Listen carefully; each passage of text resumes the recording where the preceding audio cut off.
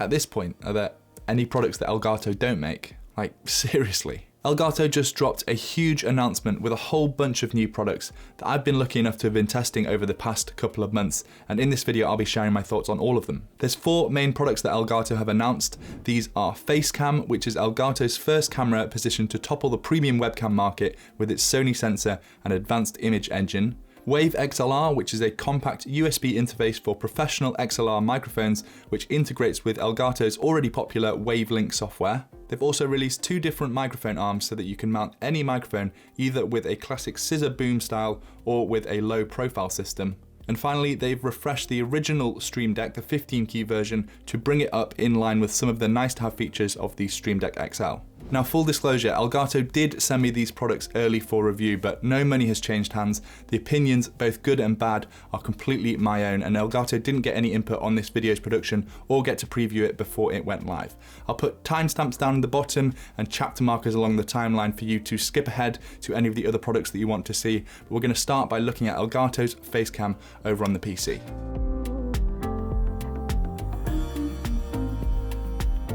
So what you're looking at right now is the completely default out-of-the-box settings of the Elgato Facecam, and it's probably a bit unfair to jump from a professional camera to a $200 webcam, so it's better probably to compare it to those other premium webcams priced around $200, which are the Logitech StreamCam, the Razer Kiyo Pro, and the AVerMedia Livestreamer Cam 513. So similar to all webcams really, the biggest disappointment when you plug it in is the colors. The skin tones don't look quite right. All cameras seem to be slightly off with their colors, and however hard they try with their auto settings, they don't look quite right. So you're going to have to jump into the software. That is something that Elgato, I think, has done a really good job with their new app called Camera Hub. This, in my opinion, is probably my favorite webcam settings customization app that I've used, which isn't a particularly high bar to beat. As I'm sure you're aware, most webcam software absolutely sucks, but Elgato has made some smart choices in this. Alongside the usual controls for field of view, contrast, saturation and sharpness, you get some more advanced controls for exposure, where you can even choose the exact shutter speed and ISO of the camera. This allows you to really grab control of the camera and dial in the exact settings required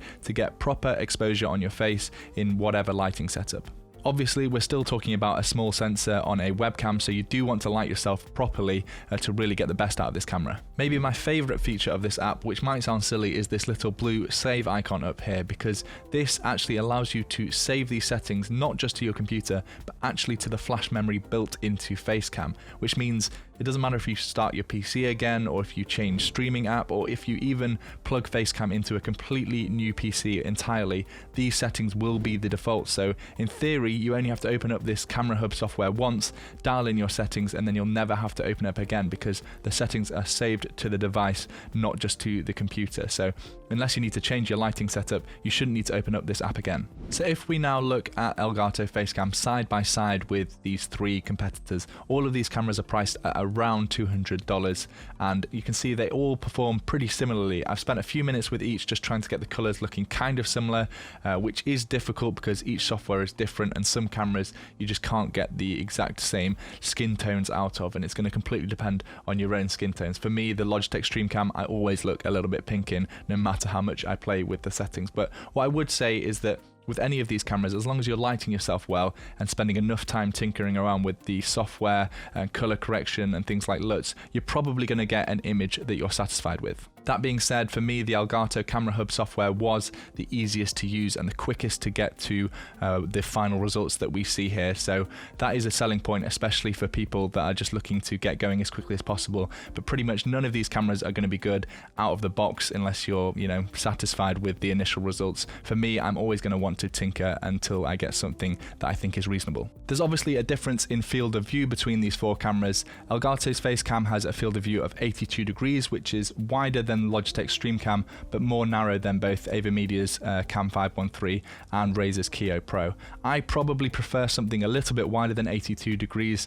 It's just personal preference, but I think a lot of streamers now want that ultra wide setup, but it's certainly wide enough to still show off things in your background, as well as keeping your subject, yourself, as the main focus. Similar to most cameras at this price point, you do have the option of mounting it either directly on top of your monitor or by using the 1/4-inch thread to attach it to a tripod or multi-mount. Facecam also comes with a privacy cover and a detachable USB-C to USB-A cable, which has a really good length to it, so even if your camera is on the other side to your computer, you should be fine. But with it being detachable, it does allow you to swap it out to a longer cable if needed, or even to go full USB-C. So in my testing, I did find a few quirks and maybe things that are missing from Elgato's Facecam, and I would say that those are autofocus, the lack of a built-in microphone, and the choice to go with a 1080p video signal versus 4K. So let's start by addressing the lack of a built-in microphone. Do I think that's a problem? No, because this is a $200 webcam designed for content creators. It's not designed for grandmas to zoom back with their grandkids with.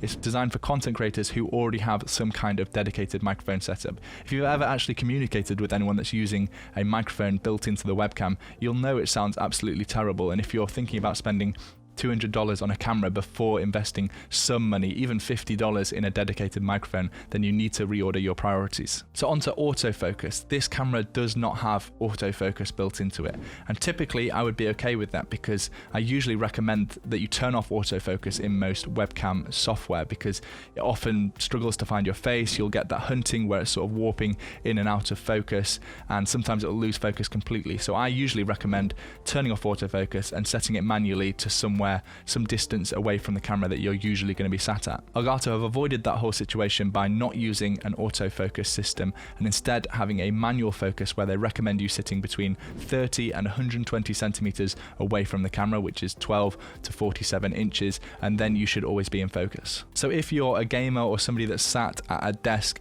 I don't actually think this is too bad of a negative because you're going to always be in focus and you're not going to have any of those shortcomings of focus hunting or anything like that.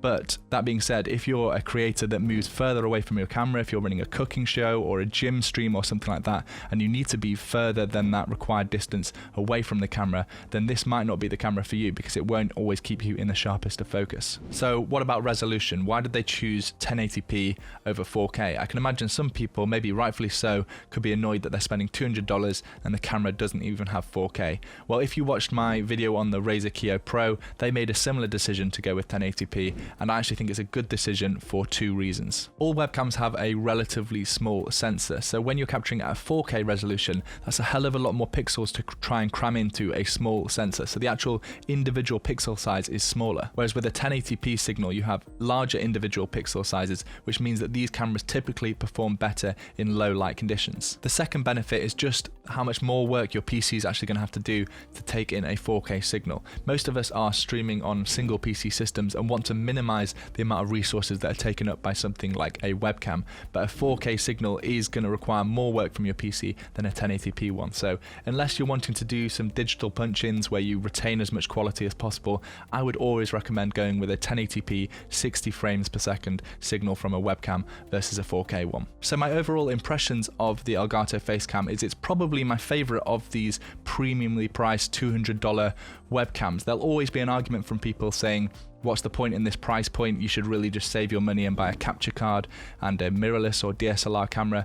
And I kind of agree with that. At the same time, Elgato has filled that gap in their product lineup now. They have Epoch Cam, the phone application, so you can use your phone camera as a webcam. And then they have the more expensive options for people that want to use a proper mirrorless camera like the Camlink 4K or the Camlink Pro. And this kind of fills that gap in the middle where it's a plug and play USB webcam that is really pretty decent quality. So it'll be interesting to see how it's received by the rest of the community and how popular it ends up being.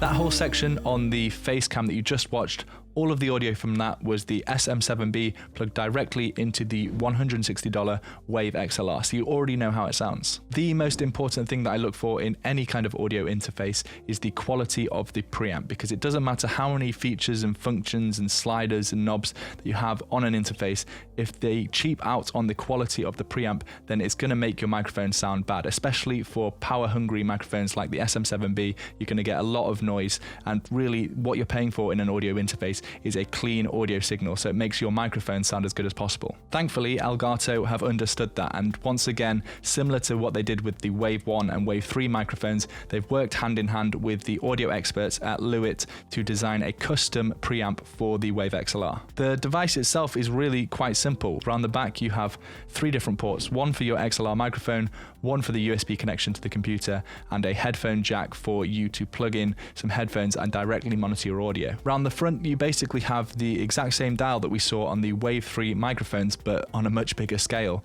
The dial is surrounded by LEDs and can control the microphone gain or the headphone volume or the microphone and PC mix. There's also a capacitive mute button on the top which you can hit to mute your microphone, and this also changes the colors of the LEDs. The front dial, I think, must be made out of plastic. It has a decent feel to it with some tactile steps as you adjust the levels, and it can of course be clicked in to select which mode you're using from the bottom left, exactly as you could on the Wave 3. For context, with the SM7B, I have the gain set to around 70%, which is 50 decibels, and this is a notably power-hungry microphone, so if it can power this, it can probably power any dynamic microphone that you'd want to use for broadcasting. It also has 48 volts phantom power if you want to use a condenser microphone with it as well, so as long as you've got any kind of XLR microphone, I think this could be a great choice. They have brought across the clip guard technology from the Wave microphones, which effectively is running 2 different signal paths, one at a lower volume, so if you ever really get loud and peak your audio, it swaps automatically to the second signal path at a lower volume, which means that you get a clean audio output that never distorts your microphone feed. So one of the biggest selling points of the Wave XLR, similar to the Wave 1 and Wave 3 USB microphones, is the software that Elgato have built, which is Wavelink. And if you haven't heard me raving about this before, essentially it's a program that allows you to separate out all of the different audio channels that you want for streaming. So you can have a channel for your microphone, for your friends on Discord, for your music, for your game sounds, up to 9 different channels I think you can have. And then you can send all of those in a mix to your stream, and you can have different levels that go to your stream audience and to your headphones for monitoring. So it's a really handy tool. If you pair it with a Stream Deck, you get all kinds of control where you can change volumes and mute sources with the click of a button, and you'll be glad to know that Wave XLR integrates into the Wavelink software. I think it's going to be quite natural for people to be comparing the Go XLR, which has typically been the interface of choice for XLR microphones for streamers, with the Wave XLR, because there's quite a big price difference with Wave XLR only costing $160. But it's important to note that you're not getting any of those sort of filters that are built into Go XLR. So things like the compression, the equalization, the noise gate, the de-esser, none of those are options in the Wave XLR. It's just quite a simple interface, and then you would have to add those through software methods in OBS Studio. I think this could be such an easy win for Elgato if they added some kind of compressor and equalization options within the Wavelink software, so that people can get those same kind of functionality. I realize it would be a software version rather than built into the device, so it would require some processing power, but really your only options right now, if you do want all of those extra effects, and I'd recommend that you do add things like a compressor, then you're going to need to do that through your streaming software. Thankfully, I've just done a video on how you can add things like a compressor, equalization, expander, noise gate, limiter into OBS Studio, so I'll leave that video linked up in the top corner as well as down in the description. So overall, for $160, I think this could be a pretty good deal. It's got a good quality preamp, it doesn't take up much space on your desk, it's aesthetic to look at, it has handy direct mute controls that you can hit on the top, it integrates directly with Wavelink software, which we all think is awesome already and can get better if they add in some of the microphone filters, even though it's software side. I think this will be quite a popular device from Elgato for people looking for a relatively cheap audio interface that gives them plenty of control as a content creator and a streamer. I will just reiterate though, Elgato, please do add equalization, compression, noise gates into the Wavelink software. It's such a free win, and it's going to massively simplify the whole process for so many content creators out there.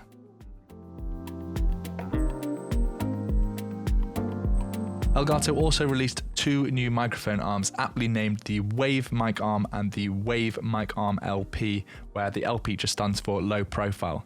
Now the main difference between the 2 variants is one is a standard scissor boom style arm, which also comes with a riser so that you can bring your microphone over your monitor if you wish to, and then the other is a low profile design which can come underneath your monitor. Both are priced at $99, so right in line with competition such as the Rode PSA-1. Both use the same clamp attachment to your desk that we've seen in Elgato's key lights and multi-mounts.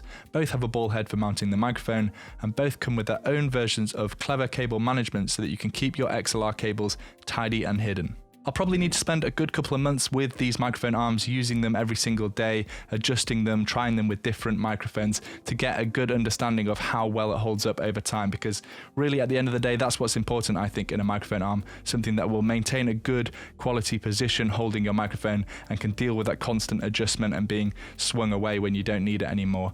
But I do now own both Elgato Wave mic arms, as well as the Rode PSA-1, the Blue Compass, the Gator Frameworks Deluxe, as well as a whole handful of cheap Amazon boom arms. So if you would like to see an in-depth look and comparison of all the different mic arms that you can get, do let me know and I'll definitely put together a video for that.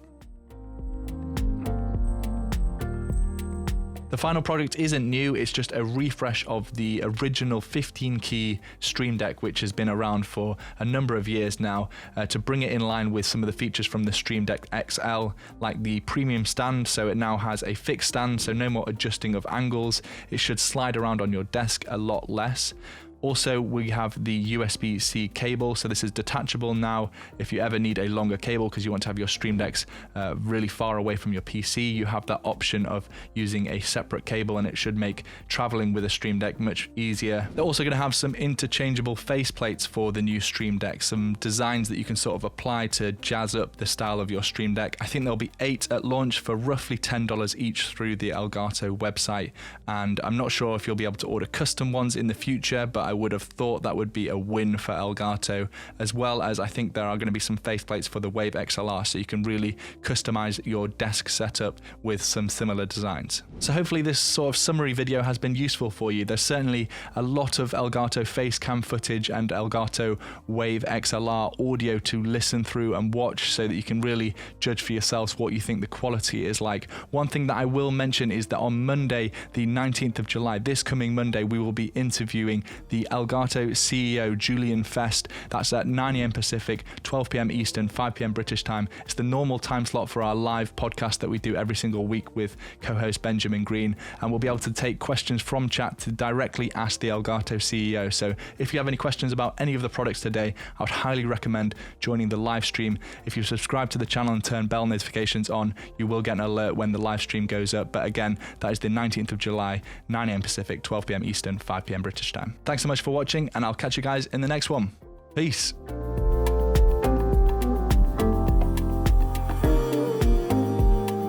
Chapter markers along the timeline for you to skip ahead to any of the other products that you want to see. But we're going to start by looking at Elgato's Facecam over on the PC. One of them will be fine.